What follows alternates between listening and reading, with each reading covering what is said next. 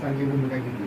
पण आज जे आपण सोलापूरमध्ये ते वक्तव्य केलं की मराठा मुलांची राजकीय ह्याच्यामध्ये कोणतरी डोके भडकवते किंवा राजकीय डोके कोणतरी भडकवते, तर ते आज आमचे 400 बांधव ह्याच्यामध्ये मयत झाले. तर अण्णासाहेब पाटलापासून आता जावळीकरापर्यंत विनायकराव मिठीपर्यंत सगळ्यांनी आत्महत्या करावं लागली त्यांना मराठा समाजासाठी.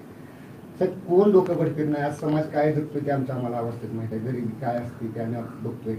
आणि अशा परिस्थितीमध्ये आपण ते वक्तव्य करणं चुकीचं होतं की कोणतरी राजकीय ह्याच्या पुढे डोकी भडकतोय किंवा आरक्षण उभी हे कशाला. चुकीचं होतं की कोणतरी राजकीय ह्याच्या पुढे डोकी भडकतोय किंवा आरक्षण उभी हे कशाला. मी जे सांगतोय ना तुम्हाला पूर्ण ऐकून घ्या. मी जे आज बोललोय ना तुम्हाला आज नाही समजलं. अजून काळ जाऊ देत. ही विधानसभेची निवडणूक होऊन जाऊ देत. कळलं का? आणि विधानसभेची निवडणूक झाल्यानंतर तुम्हाला या सगळ्या गोष्टींचा अंदाज येईल.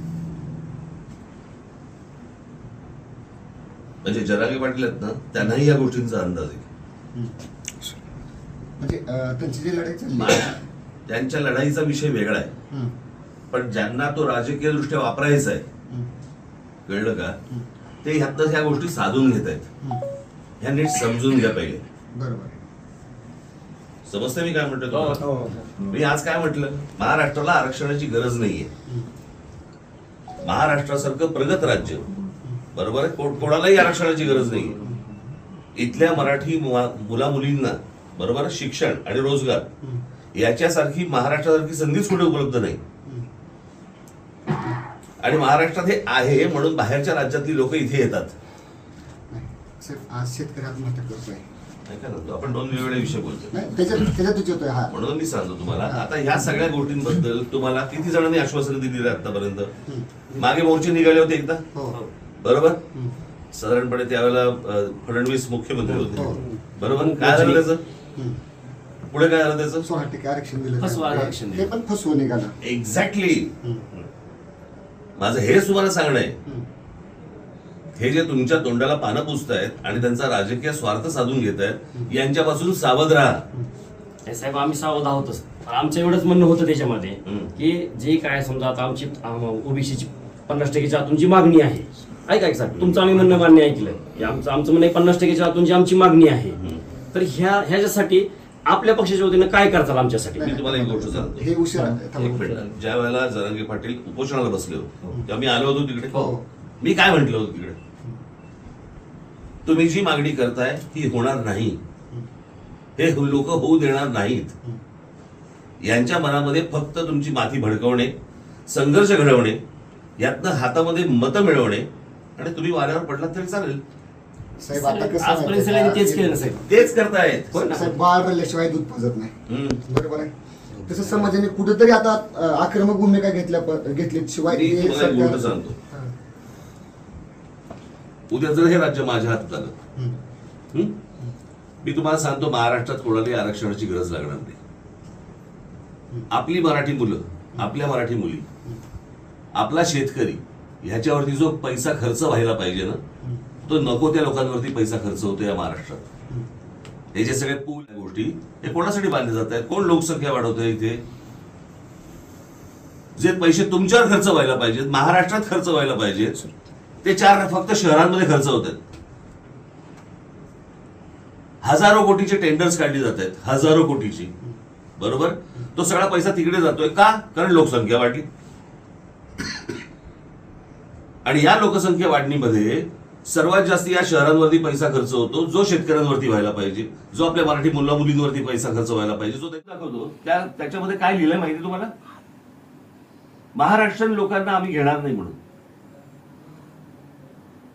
म्हणजे ह्यांची इथपर्यंत हिंमत होते की मराठी मुलांना आम्ही घेणार नाही म्हणून सांगतात. आपल्याकडच्या राज्यातल्या कंपन्या तुमच्यापर्यंत आपल्यापर्यंत येतच नाही की या शहरांमध्ये नोकऱ्या कुठे आहेत, कुठे उपलब्ध होत आहेत, काहीच माहिती नाहीये.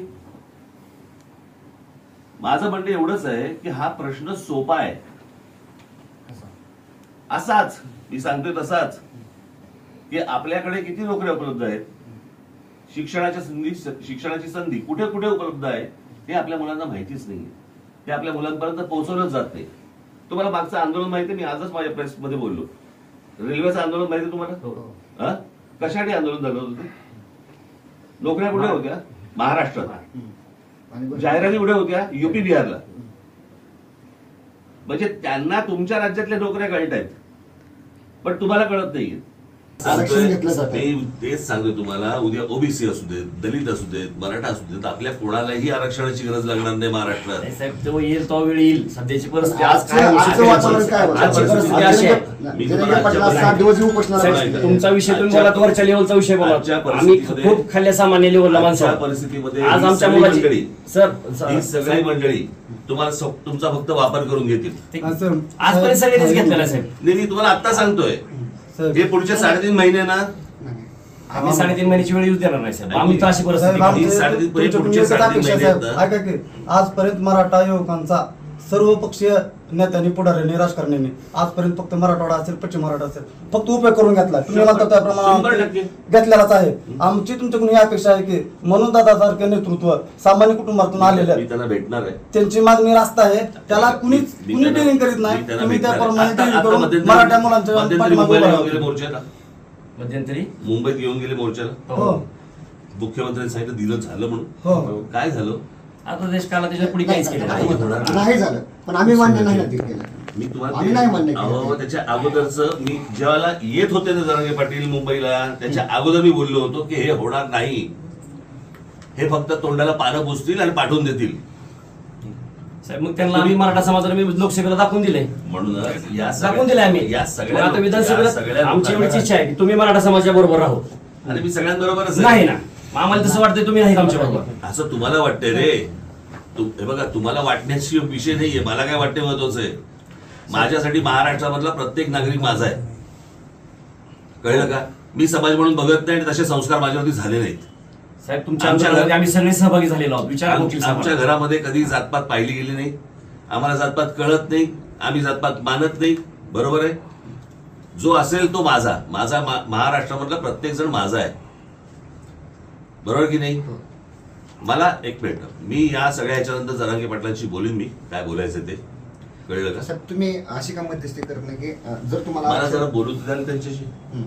बरोबर आहे? का तुम्ही एक त्यात आहे नशीब पुढे. बोलल्यानंतर जरी अंतर्वाली. पाटलाची भूमिका आणि बरं, त्यांची भूमिका. ह्याला. अंतर्वाली. जालना. जालना. माझा आता दौरा आहेच तिथे, जालनाला पण आता ते जाईल. उद्यापासून उद्याच्याला तुळजापूरलाच आहेत ते. उद्या सोलापूर पश्चिम मराठा दौरा चालू उद्या होता. मुक्कामी आहेत तुळजापूरला तुळजापूरला मुक्काम. उद्या संध्याकाळी. हो, संध्याकाळी येत आहे तुळजापूरमध्ये ते. बरं, मला जरा फोन दे त्यांचा, मी त्यांच्याशी बोलून घेतो आणि त्यांना सांगतो काय बोलायचं मी सांग. काय होलं साहेब, आम्हाला तुमची कुठली अडचण नाही. तुम्ही आजपर्यंत आंदोलन सक्सेस केली आहे, त्याच्याबद्दल आम्हाला दुमत नाही.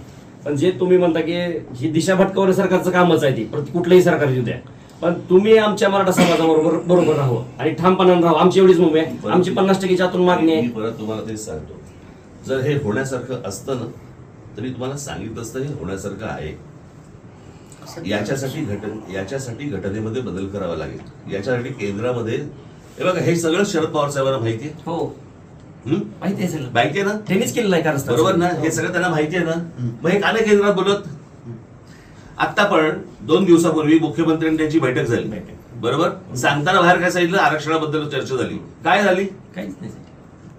काहीच चर्चा नाही. हेच सर आम्हाला म्हणायचं आहे, साहेब. हा. म्हणजे प्रश्न असा आहे ना, या सगळ्या प्रश्न असा आहे या सगळ्या ह्याच्यामध्ये हे सगळे तोंडाला पानं पुसणार आणि घोषणामध्ये बाहेर. मला जर समजा तुम्ही विचाराल ना, बरोबर. ते बाकीचे सगळे राजकारण करत आले. हो.